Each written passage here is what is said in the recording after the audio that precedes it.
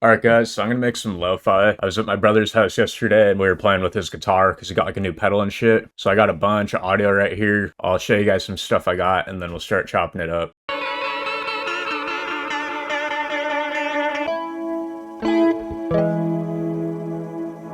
Okay, I played this one right here. I already kind of know this is the one I want to use.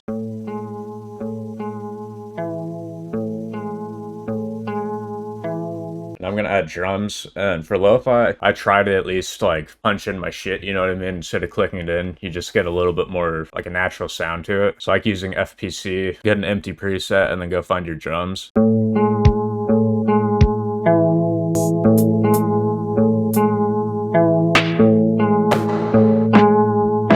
Okay, so I'm gonna use these. And I'm just gonna route them to my computer keyboard real quick.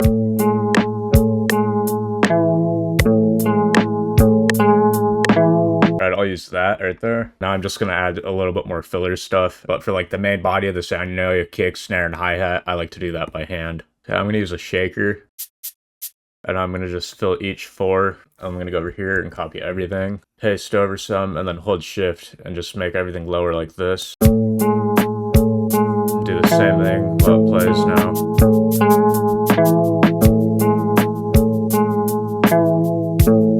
Kind of like that. Down an octave, like that, cuts up.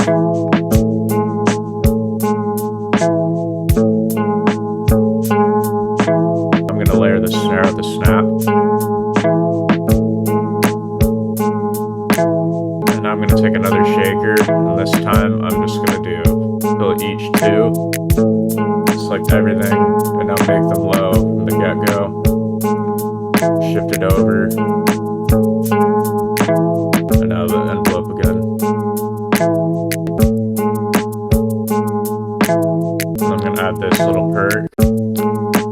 I'll just have that rolling into the snare. Right click time and put 1 beat. Put on stretch. Like that. There you go. And then I'm gonna add these right here. After those, so I'll mess with the velocity.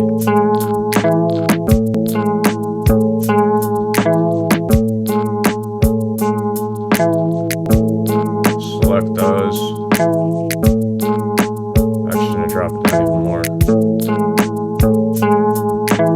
Now I'm gonna select pattern 1, go up here, and then split by channel. And now I'm gonna build up the beat, and then I'm gonna jump into a new sample.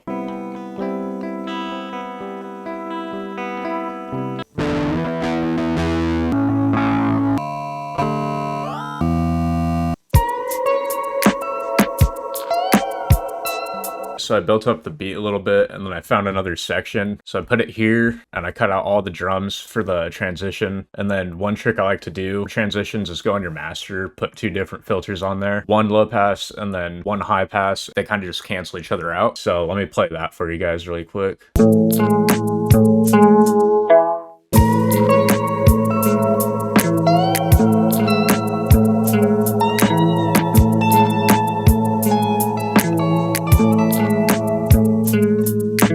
I'm going to take this section right here.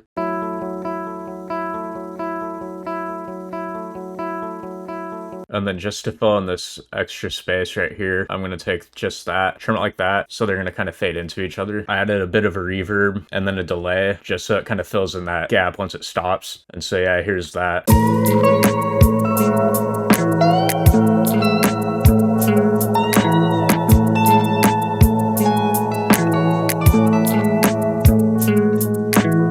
Okay, so after adding this, the reversed melody, I just continued it on and took out the second melody. And from there, though, when it transitions into all of this, I ended up adding on a delay with a whole bunch of offset onto the main melody. And so that gives it the width. And then I added RC20 to the reversed melody. And I just gave it a little bit of bit crush, a little bit of wobble, and then a bunch of reverb onto that. And also I added in this old loop that I made a while ago. And now I'll play it from here and let you guys hear that transition.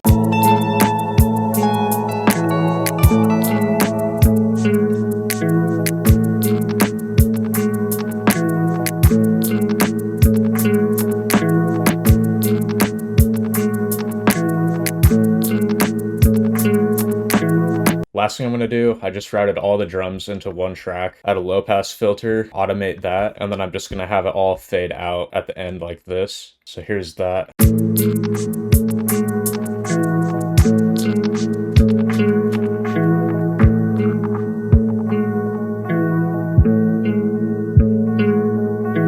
I'm also going to add a convolver to the reversed melody. Go to presets and then go to Cathedral Smooth. I'm going to turn up the wet quite a bit, and I'm just going to take the mix knob, automate that, and I'm going to do the same thing that I did for the drums, except now the convolver is going to be turning on as the song fades.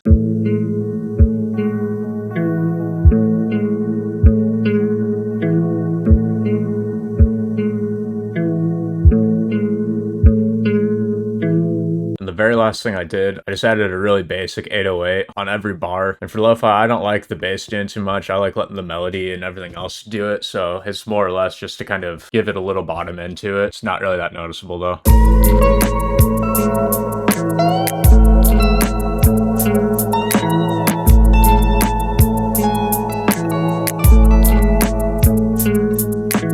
So from this point, I'll just go through and mix everything and show you guys what I get at the very end.